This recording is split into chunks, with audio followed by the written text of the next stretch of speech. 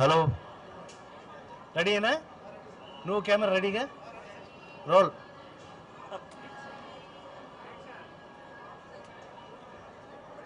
జై భవానీ, జై భవానీ, జై భవానీ. మీ అందరికీ తెలుసు,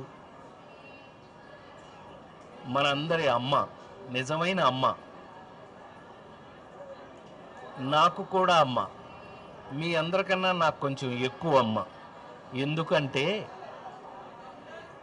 నన్ను కన్న మా అమ్మ చిన్నప్పుడే చనిపోతే మా మేనమామ గారు ఇక్కడ తీసుకొచ్చి, ఒరే ఇంకా మీ అమ్మ మీ ఇంట్లో ఉండదురా, ఇక్కడ ఉంది, అందరికీ అమ్మే అని ఈ కనకదుర్గమ్మని నా చిన్నతనంలో ఊహ తెలియని వయసులో నాకు పరిచయం చేశాడు మా మేనమామ. అప్పటి నుంచి, ఆ రోజు నుంచి ఈ రోజు వరకు, ఈ భవానీ వరకు అమ్మనే నమ్ముకుని అమ్మతోనే పెరిగాను. అమ్మ దయతో పెరిగాను. ఇంతవాడిని అయ్యాను. మీ అందరి ముందు ఒక రాజేంద్ర ప్రసాద్గా మీరు నమ్మి 48 సంవత్సరాలైనా కూడా ఇప్పటికీ కూడా మీరు నన్ను నమ్మి ఒక సినిమా, నన్ను మీరు మనసు బాగోకపోయినా, మీకు స్ట్రెస్గా ఉన్నా, లేదు సరదాగా కావాలన్నా, ఒక మంచి సినిమా, ఆ నలుగురు లాంటి సినిమా చూడాలన్నా, అవన్నీ కూడా అమ్మ దయే. నాది ఏమీ లేదు. కేవలం అమ్మ వల్ల, అమ్మ కళ్ళ ముందు ఆవిడ దయతో పెరిగి పెద్దవాడిని అయ్యి ఇవాళ ఇంద్రకీలాద్రి మీద మళ్ళీ ప్రతి సంవత్సరం మీ అందరిలాగానే భవానీ అమ్మవారిది నేను కూడా మాల వేసుకుని ప్రతి సంవత్సరం మీకు కనిపించినా కనిపించకపోయినా నేను మాత్రం అమ్మకి ఇవాళకి కూడా చక్కటి బిడ్డగా ఉన్నాను.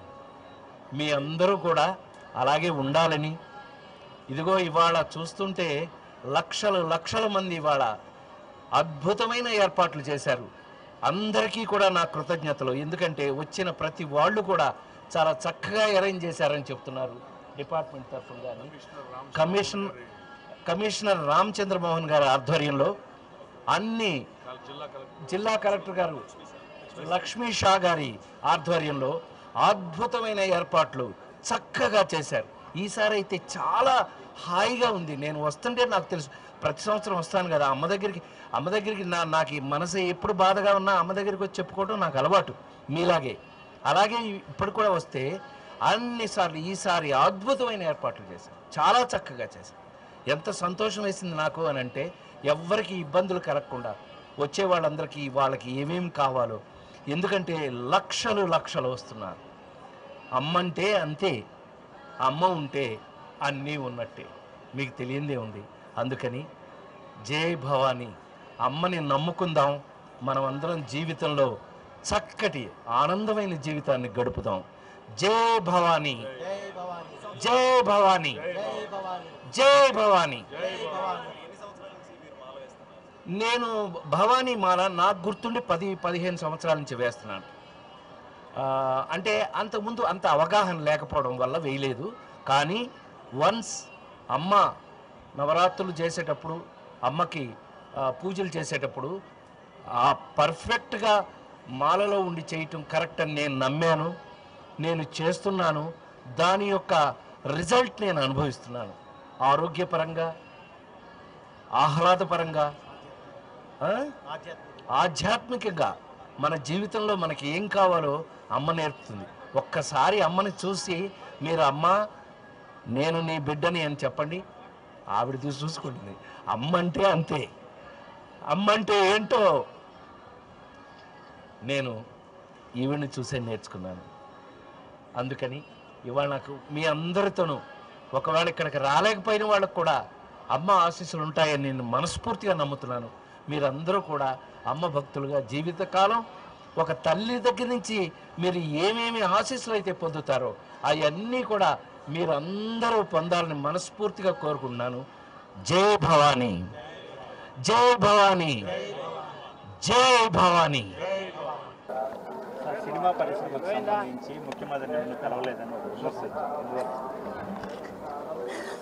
సినిమా ఇండస్ట్రీ ముఖ్యమంత్రిని కలవాలి. సినిమా ఇండస్ట్రీ నాకు తెలిసినంత వరకు కళాకారులు, కళాకారులు ముఖ్యమంత్రిని వెంటనే కలవాల్సిన అవసరం ఏముంది? నాకు అదే అనుమానం. వెంటనే ఎందుకు కలవాలి? నాకు తెలిసి వెంటనే కలిసేవాళ్ళు వ్యాపారస్తులు, ఏదైనా వ్యాపారంతో పని ఉన్నవాళ్ళు తప్పితే కళాకారులు ఒక ముఖ్యంగా కొత్తగా వచ్చినటువంటి ఒక ముఖ్యమంత్రి గారు ఆయన సెటిల్ అయ్యే వరకు ఒక నెల 2 నెలలు గ్యాప్ ఇవ్వాలి కదా. వాళ్ళు సెటిల్ అయిన తర్వాత మనతో ప్రశాంతంగా మాట్లాడే టైంలో వెళ్ళాలనేది నా ఉద్దేశం. ఇది ప్యూర్లీ నా పర్సనల్ ఫీలింగు. మరి ఏదన్నా వ్యాపారస్తులు లేకపోతే కళాకారుల్లో వ్యాపారస్తులు వాళ్ళకి ఏమైనా పని ఉంటే వెళ్తారేమో, కానీ నేనైతే కళాకారుడిగా వాళ్ళు ప్రశాంతంగా ఉన్నప్పుడు నాకు యాక్చువల్గా రేపు కలవలసింది, కానీ వేరే ప్రోగ్రాం వల్ల 2-3 రోజుల్లో సీఎం గారు అపాయింట్మెంట్ ఇచ్చారు. వారిని కలవడం జరుగుతుంది. సేమ్ సమస్యలు లేవు, ఉన్నా డెఫినెట్గా వారి దృష్టికి తీసుకెళ్తాము.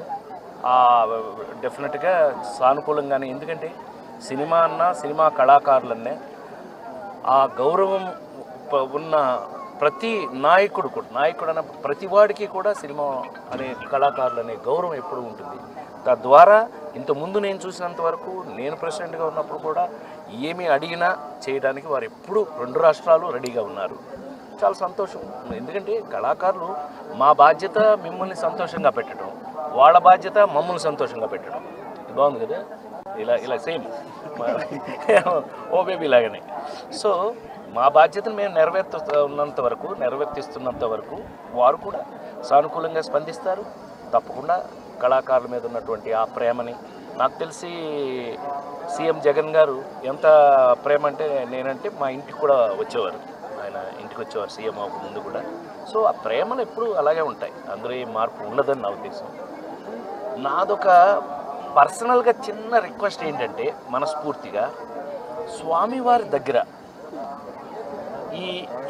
ఈ సినిమాల గురించి కానీ రాజకీయం గురించి కానీ మాట్లాడకూడదు అనేది నా పర్సనల్ ఒపీనియన్. నా మనసులో ఉన్న భావం ఏంటంటే, స్వామివారి దర్శనం చేసుకున్నాక, స్వామి దగ్గరికి వచ్చాక అందరికీ కూడా ఆ ఆనందాన్ని పంచడం ఉండాలి తప్పితే